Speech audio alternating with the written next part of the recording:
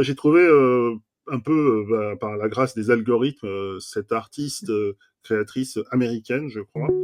Je voulais le partager parce que j'ai eu un coup de cœur comme ça. Je l'ai posté aussi dans la newsletter du... Ce que je trouve remarquable, un peu comme David Souther, c'est la capacité qu'elle a d'utiliser les accidents et puis de créer un univers qui est inspiré d'artistes où on trouve des références, hein, Miro notamment, et ça ressemble à un clip, et c'est aussi un peu de la danse. C'est produit par un moteur, et quand on le regarde sur un réseau avec un casque, c'est extrêmement fort. Tout d'un coup, c'est un moment de poésie. Quand on le regarde plusieurs fois, c'est un peu hypnotique. On commence à voir les aspects vraiment purement hallucinatoires de l'histoire. Hein. Mais sauf que c'est utilisé. C'est comme si on était dans une espèce de cauchemar ou de rêve, où les personnages changent de dimension. Et c'est plus du tout en fait un problème. C'est comme si la machine, je dirais, co-créait avec elle, quoi. En tout cas, l'algorithme trouve des correspondances bizarres. Et ça Mais je serais fonctionne. curieuse de savoir finalement ces IA artistes, comment ils arrivent, quelle est leur formation, leur cheminement pour arriver là.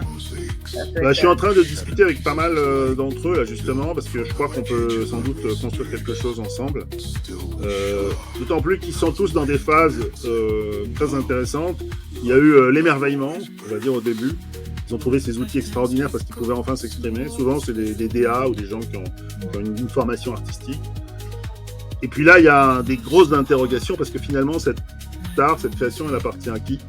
Si tu lis les petites conditions écrites en bas des modères, elles appartiennent au logiciel. Et là, il y a des vrais problèmes qui se posent, un peu comme on en a parlé sur le manga. Il y a une relation avec la technologie qui est tellement intime que pourtant il y a quand même un univers là. C'est un peu comme il y a quelqu'un qui sait faire des choses et qui programme. Donc je pense qu'on va vers des discussions très intenses et sans aucun doute, je pense, des droits. Hein, on est dans la situation aujourd'hui où on dit c'est parce que ça a été imprimé sur telle machine, ça appartient au propriétaire de la machine d'impression. Non, c'est un univers, c'est quelqu'un qui a créé quelque chose. Et voilà, il y a un côté aléatoire et puis maintenant ça repart. Les personnages changent. Comment ?